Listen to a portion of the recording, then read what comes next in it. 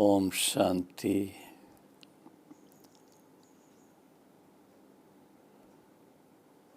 परम प्रिय परम पिता शिव परमात्मा और उनके साकार माध्यम पिता श्री ब्रह्मा बाबा के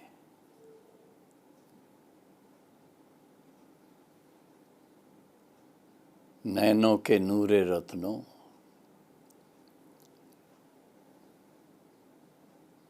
इस रूहानी बगिया के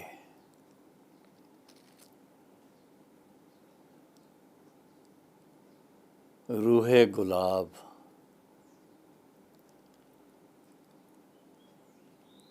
सर्व भाई बहनों को प्रजापिता ब्रह्मा कुमारी ईश्वरी विश्वविद्यालय के देश विदेश के सभी सेवा केंद्रों की समर्पित बहनों व भाइयों को और स्नेही सहयोगी व जिसको बाबा कहते हैं ट्रस्टी ब्रह्मा कुमारीज ब्रह्मा कुमार्स, जो गृहस्थ व्यवहार में रहने वाले अपने लौकिक सेवाओं के साथ अलौकिक ईश्वरी सेवाएं करने वाले विश्व के कोने कोने में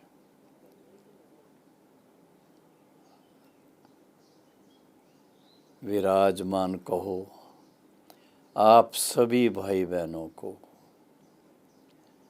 आज विशेष रूप से श्रावण मास की अंतिम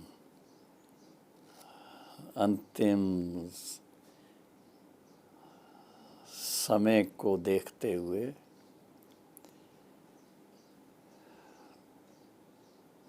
गुलाबाशी की फुहारों के साथ आपको बहुत बहुत प्यार भरी ईश्वरी याद स्वीकार हो।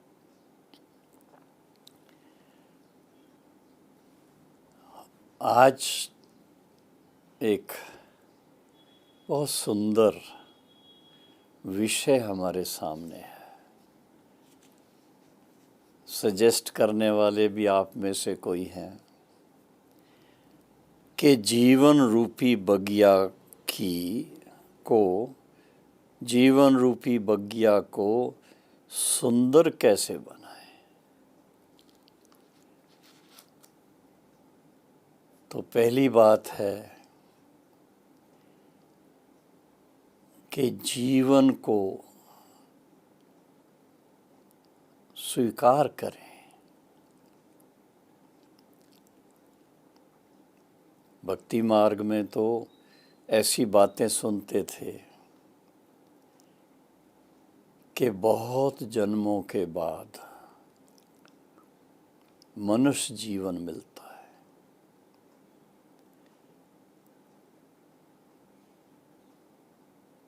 परम पिता परमात्मा शिव ने ब्रह्मा मुख के द्वारा जो ज्ञान दिया, जो दे रहे हैं, उससे हमें इस बात के लिए बड़ा लाइट कर दिया कि मनुष्य जीवन या तो देवता स्वरूप में है या साधारण मनुष्य रूप में है, पर मनुष्य स्वरूप में आत्माएं 84 जन्म लेती है।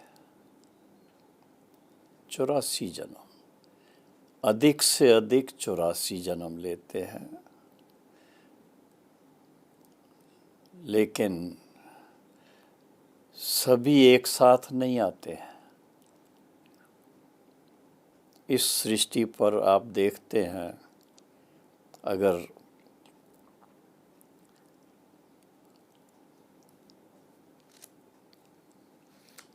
आबादी के बारे में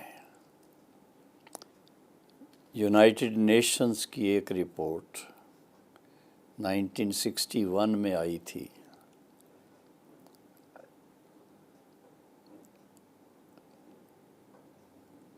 1963 में आई थी, जिसमें ये था कि क्राइस्ट से 1 ईस्वी पहले तक सारे सृष्टि की आबादी 25 लाख थी, और फिर उसके बाद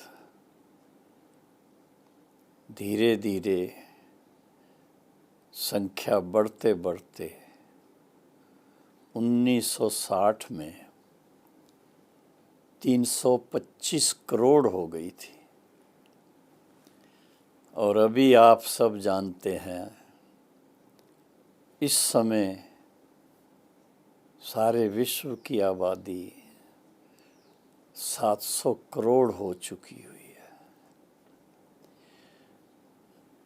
तो ये विश्व एक ड्रामा के रूप में अगर देखा जाए, तो इसमें आदि से लेकर के अंत तक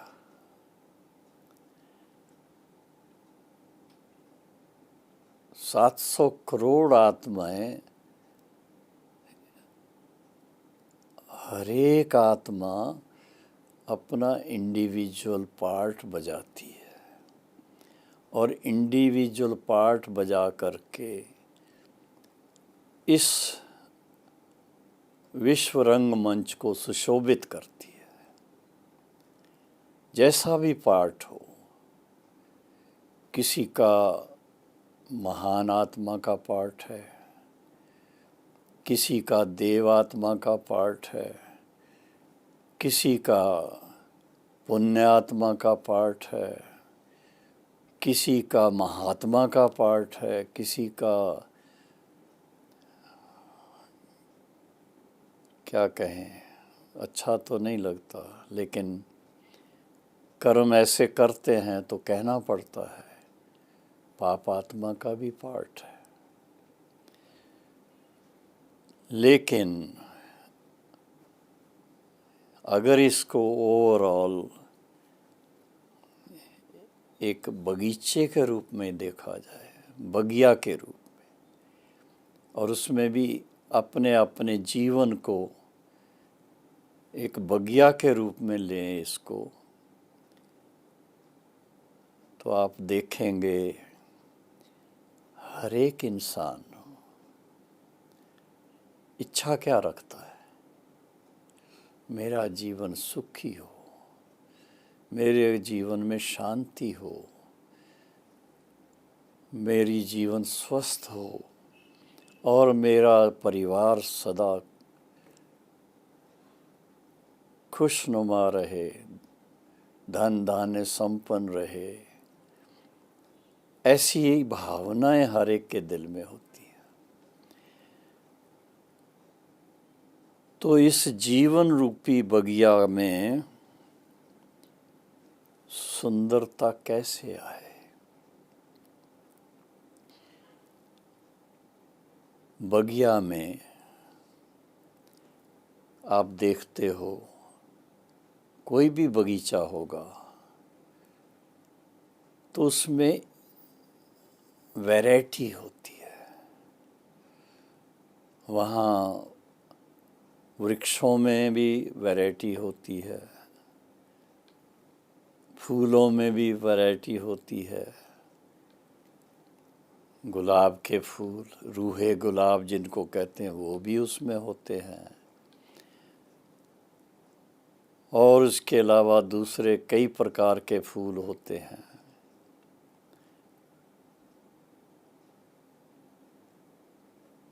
और जब सब फूलों को इकट्ठा एक गुलदस्ते में देखते हैं तो गुलदस्ता कितना सुंदर लगता है।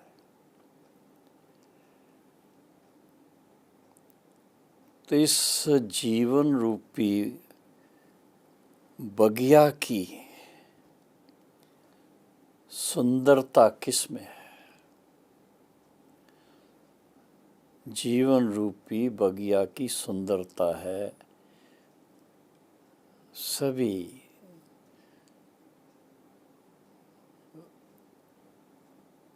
रूहे गुलाब,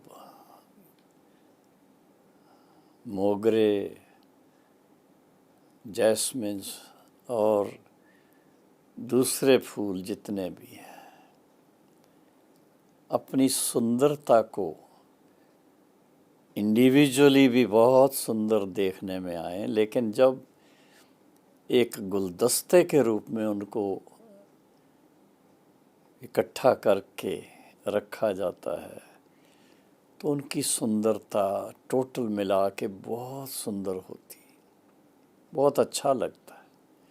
इसलिए आप देखेंगे जो भगवान के मंदिर हैं, चाहे शिव बाबा के मंदिर हैं, चाहे श्री लक्ष्मी नारायण के मंदिर हैं, श्री कृष्ण राधे के मंदिर हैं, राम सीता के मंदिर हैं, उन मंदिरों में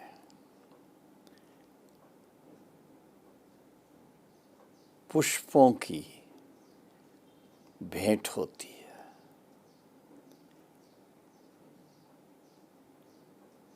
देवताओं के चरणों में रखे जाते हैं और ऐसी उनकी पूजा में सभी फूल होते हैं, कमल का भी फूल होता है।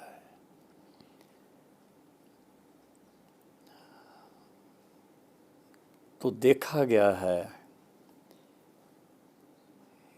कि ये जो मानव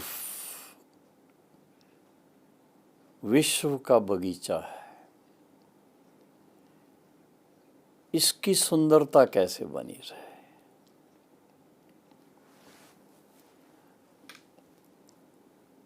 आज के युग में ये बात सोचने की है।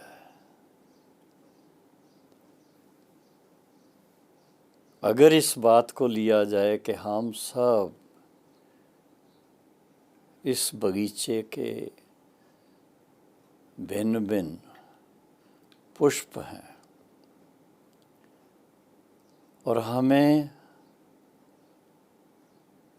बगीचे की शोभा बढ़ाने के लिए अपना जो स्वरूप है वो खिले हुए गुलाब की तरह चाहिए। रेड रोज हो, गुलाबी कलर हो, सफ़ेद गुलाब हो, कोई भी हो, और जिससे कि उस गुलदस्ते में जो गुलदस्ता हम भगवान के चरणों में अर्पित करना चाहते हैं बहुत खुशबूदार होना चाहिए और खुशबूदार फूलों की खुशबू से मंदिर का सारा वायुमंडल ही चेंज हो जाता है। अगरबत्तियाँ भी जलती हैं, वो भी इन्हीं फूलों के एसेंस से बनी होती है। तो ये खास सोच करके कि आज इस सृष्टि रूपी रंगमंच पर मानव आबादी जो है 700 करोड़ आबादी, अगर ये सभी फूलों की तरह मुस्कराएं, ये सभी सदा स्वस्थ रहें, सदा सुखी रहें, तो ये संसार स्वर्ग बन जाएगा, स्वर्ग दिखेगा, प्रैक्टिकल अनुभव होगा। फिर इसको घोर कलयुग का नाम नहीं दिया जाएगा। आज संसार के अंदर सच पूछो तो ईश्वरीय ज्ञान की कमी है। ईश्वरीय ज्ञान क्या होता है उसकी जानकारी ही नहीं है। दूसरी फिलॉसफीज बहुत हैं, नित नए कोई ना कोई किताब निकलते हैं, नित नए कोई ना कोई लेख लिखते हैं, कोई पुराने हमारे जो शास्त्र हैं वेदों के आधार से, पुराणों के हिसाब से, श्रीमद् भगवत गीता के आधार से बहुत अच्छी अच्छी बातें जीवन के लिए निकलती हैं। पढ़ने वाला पढ़ता है, बड़ा खुश होता है, उसको बहुत अच्छा लगता है। अगर वो सब अपने जीवन में लाने का पुरुषार्थ करें तो आप देखेंगे कि उससे ये जीवन फूलों की तरह खुशबूदार बन सकती है। हमने खास कर देखा जब से प्रजापिता ब्रह्मा कुमारी ईश्वरी विश्वविद्यालय के विद्यार्थी बने तो शिव बाबा ने ब्रह्मा बाबा के द्वारा खास हम बच्चों को ध्यान खिंचवाया कि आप ईश्वरी संतान हो, आप इस बेहद विश्व के बगीचे के पुष्प हो, रूहे गुलाब हो, ऐसे ऐसे शब्दों से संबोधित किया। और अगर इस बात को थोड़ा ध्यान से देखें कि बाबा ने खास देखा कि इन बच्चों ने 5000 वर्ष पहले ये ज्ञान लिया था जिससे देवता बन गए थे, पर देवता बनने के बाद अपने उस स्थिति को कायम रखने के लिए कोई दूसरी बातें इन्होंने ज्ञान फिर से नहीं लिया है, कोई अभ्यास ऐसा नहीं किया है। और उसके कारण आज वही संसार जो स्वर्णिम संसार था, स्वर्ग था, वो घोर कलयुग कहलाता है। और घोर कलयुग के अंदर जिस तरह की बातें हो रही हैं, बहुत ही घिनौने कर्म हो रहे हैं। क्या कहें उसको, बहुत मुझे तो वो सोच करके ही मन में बड़ा दुख होता है, शांति गायब हो जाती है। छोटे छोटी बच्चियों को, महिलाओं को वह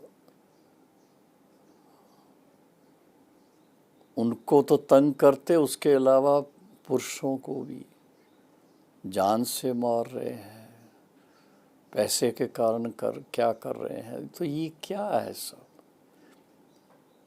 ये ईश्वरी संतान की करतूत नहीं है।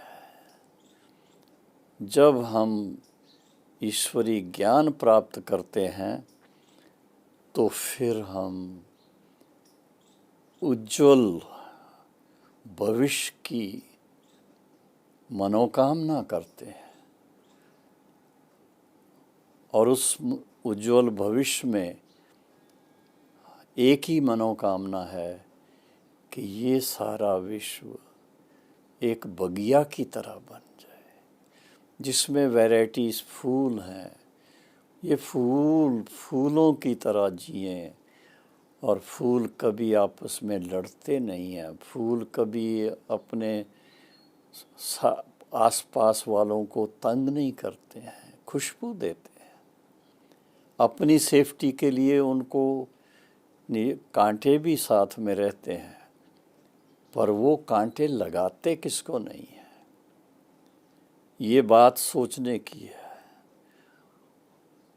और इसके लिए अगर इस संसार को हम चाहते हैं कि ये इसमें जो भी जीवन जी रहे हैं, उन सब का जीवन रूपी जो उनकी बगिया है वो बहुत सुंदर बने, तो उसका आधार एक ही है। अज्ञानता के कारण मनुष्य ठोकरें खा रहे हैं। अज्ञानता के कारण मनुष्य 5 विकारों के वशीभूत होकर के खुद को भी दुखी करते हैं, दूसरों को भी दुखी करते हैं। और वही अगर ईश्वरी ज्ञान और सहज राजयोग की शिक्षा से जागृत हो जाए, तीसरा नेत्र खुल जाए, अपने जीवन के अंदर सद्गुणों को धारण करना शुरू कर दें, जीवन खुशबूदार बन जाए, तो आप सोचिए क्या से क्या बन जाएगा। उसके लिए बहुत सुंदर कंसेप्ट को बाबा ने दिया है, शिव बाबा ने ब्रह्मा बाबा के द्वारा दिया है। सबसे पहले इंडिविजुअल हर एक अपने जीवन को सुंदर बनाए, पावन बनाए, श्रेष्ठ बनाए, और फिर अपने परिवार को,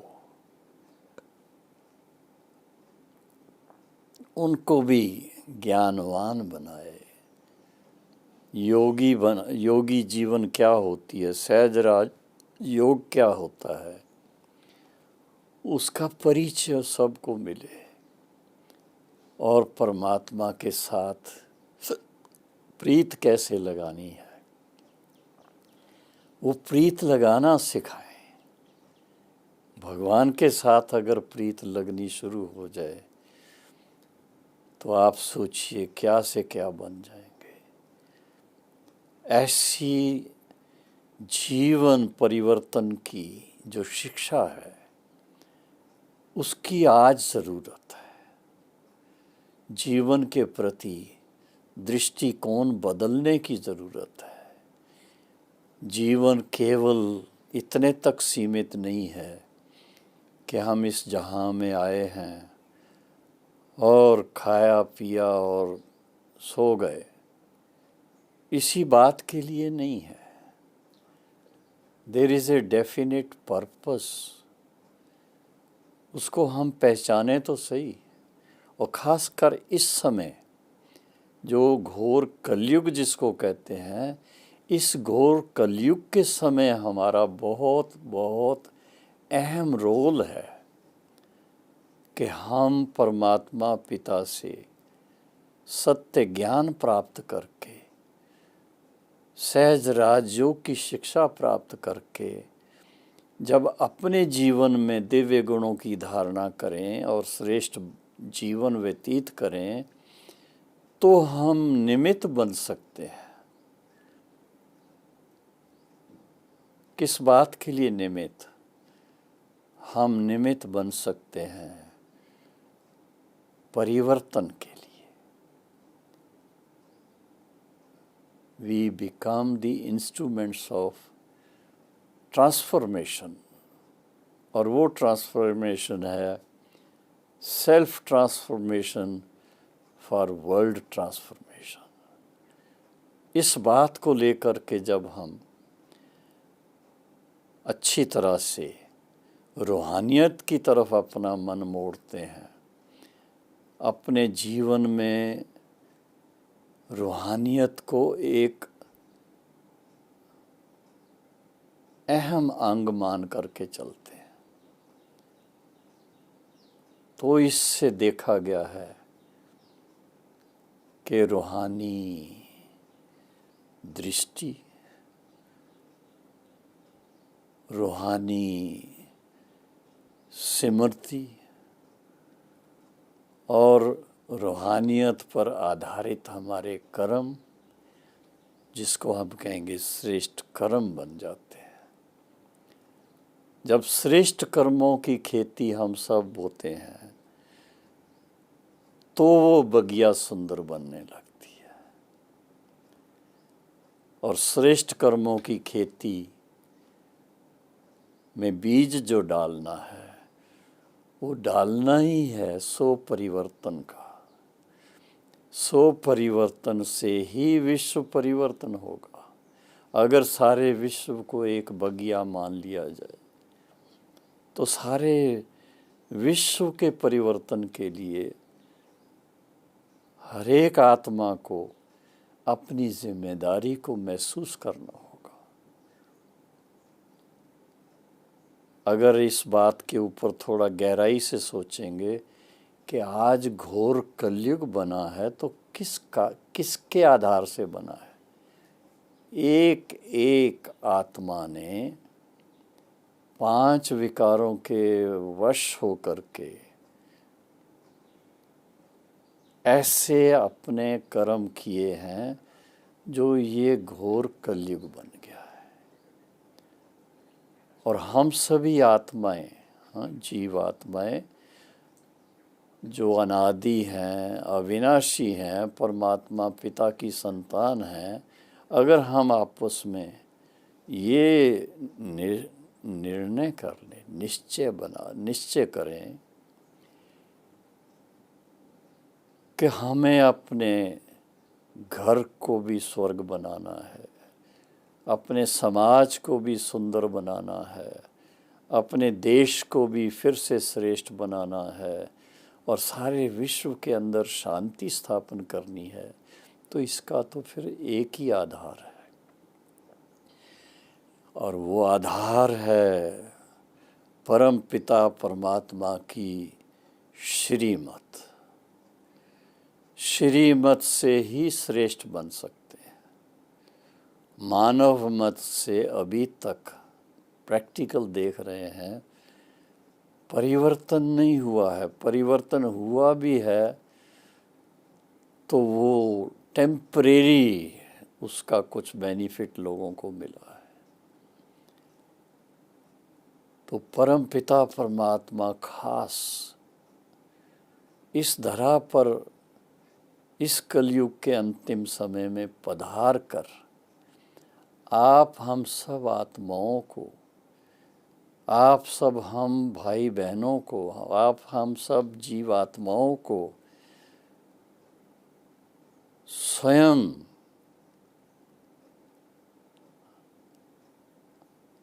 श्रीमत दे रहे हैं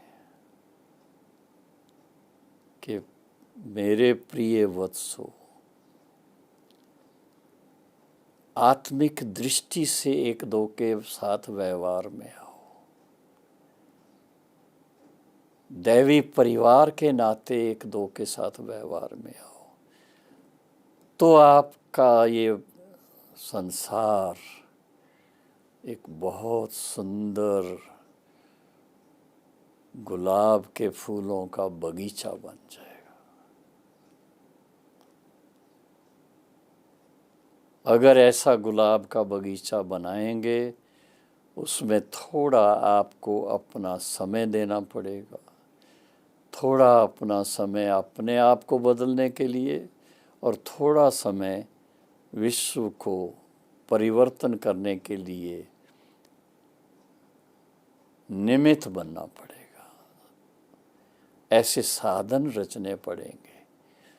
उस ईश्वरी ज्ञान और सहज राजयोग को जन जन तक पहुंचाकर लोगों के जीवन में कोई एक नवीनता लाना, उनकी सोच में नवीनता लाना, उनके दृष्टिकोण में नवीनता लाना। जब ऐसा पुरुषार्थ करेंगे तो आप देखेंगे कि घर घर में रावण नहीं, फिर घर घर में देवताओं का वास होगा। तो घर घर में देवताओं का वास अर्थात देवताएं पुष्प गुलाब के समान है। तो हर घर गुलाब का छोटा बगीचा बन जाएगा, समाज सारा गुलाब के फूलों का थोड़ा बड़ा बगीचा बन जाएगा और फिर अगर सारे देश और संसार को देखेंगे तो रूहे गुलाब का बगीचा बन जाएगा। गुलाब में लाल रंग भी होता है, गुलाबी रंग भी होता है, सफ़ेद रंग भी होता है, बल्कि ब्लैक रोज़ भी होता है। तो ये प्रैक्टिकल एक मुझे ख्याल आ रहा है कि कैसे सारे विश्व को ये सुंदर लक्ष्य अगर मिल जाए कि हमें अपने जीवन को ऐसा गुलाब के बगीचे का एक सुंदर पुष्प बनाना है और सारे विश्व को भी बहुत खुशबूदार गुलाब के फूलों का बगीचा बनाना है। इससे जो विश्व परिवर्तन होगा, ह्यूमन कॉन्शियसनेस में बड़ा फ़र्क पड़ जाएगा, दृष्टिकोण में बड़ा फ़र्क पड़ जाएगा। और इसके साथ में आज जो घर घर में अशांति है, एक दो से मनमुटाव है, वो सब खत्म हो जाएंगे। बहुत आपसी प्यार बढ़ जाएगा, बहुत आपस में शांति होगी, बहुत आपस में प्रेम होगा, बहुत आनंद होगा।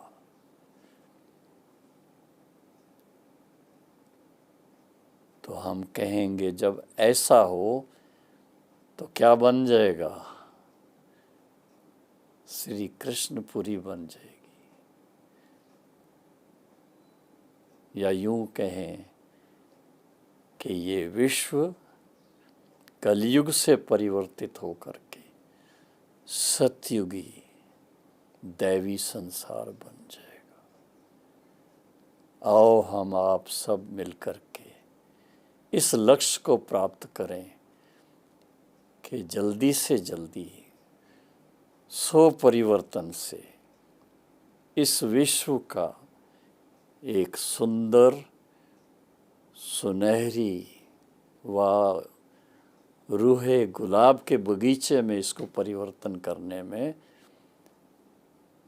ईश्वरी श्रीमत पर चलकर इस संकल्प को सफल करें। इस संकल्प की सफलता में सारे विश्व का कल्याण समाया हुआ है। ओम शांति।